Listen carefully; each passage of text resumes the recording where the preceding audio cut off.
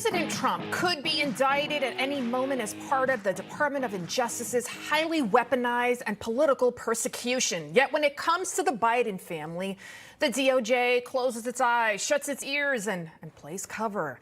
If you watched Newsmax yesterday afternoon, you saw that we carried the IRS whistleblower hearing live. And after watching, the evidence is now becoming clearer by the day that the case into Hunter Biden's shady business dealings with hookers du jour reveals, most importantly, that Joe Biden may have been selling his influence to the highest bidder. And you wanted to question Walker about the email that said 10 held by H for the big guy. Is that correct?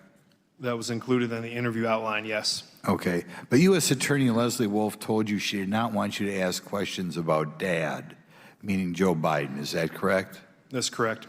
Okay. That $10 million for the big guy? For a Chinese Communist Party-linked energy company, which would greatly benefit from Biden's anti-fossil fuel Green New Agenda. What a coincidence. The whistleblowers, Gary Shapley and Joe Ziegler, both veteran IRS agents with unblemished records, risking it all for the sake of what is good and what is right. Ziegler is a self-professed gay Democrat.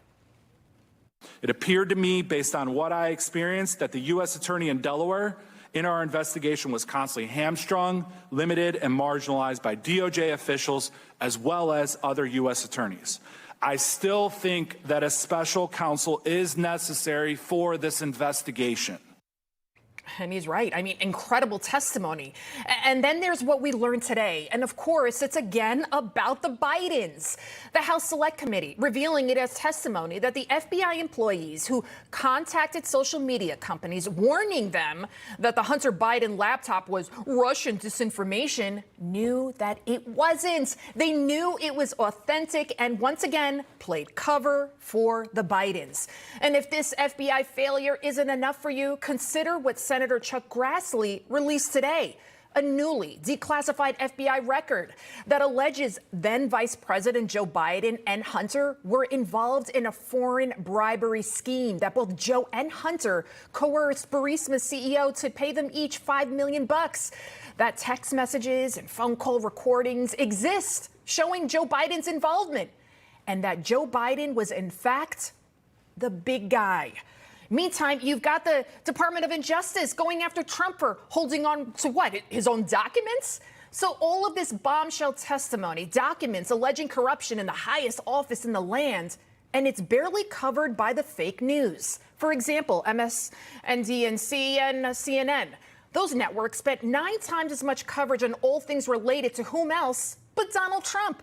And when CNN's Jake Tapper did cover the hearing, the star of his clip, none other than Jamie Raskin. Mr. Weiss took a good hard look at those charges himself and ultimately decided not to charge them and therefore not to seek the special attorney status. He may have been right about that. He may have been wrong, as you guys make your case for, but it was his decision. Isn't that right, Mr. Shapley? No, that's not supported by the facts. Never let the facts get in the way, right, Democrats? By the way, CNN never featured a Raskin equivalent on the Pelosi-picked January 6th panel. How convenient. The Media Research Center also found out that out of the 6-hour-long hearing, CNN and MSNBC only had 25 minutes of coverage for the entire day combined yesterday.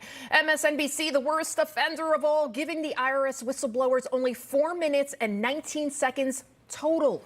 Yet when it came to Trump, the network clocked in at 2 hours and 32 minutes, or 35.4 times the amount spent on the compelling IRS whistleblower hearing. By the way, this is how MSNBC covered the hearing this morning. They're just throwing things at the wall because they're so desperate. They don't want Americans to hear that a judge called Donald Trump a rapist. They don't want the American people to focus on the fact that Donald Trump stole nuclear secrets. The secret is out. You're a liar. What you're witnessing right now, it's a failure of our democracy, a stagnant deep state aided and abetted by a complicit media, dead set on keeping America uninformed. President Trump said it best today when he released the following ad. The real victim isn't me. The real victim is you. The deep state is trying to stop you from voting for the only candidate who will restore power to the American people, and they understand that. These fascists and Marxists and communists will be defeated. We have no choice, or we will not have a country left. Without a free and fair media, he's right. Millions of Americans, half of this country who watch this stuff are left ignorant to what's really going on, or worse, they're being blatantly lied to and they believe those lies. So I keep saying this and I can't say it enough. Whoever controls the media controls the masses. And it's clear who owns most of our media.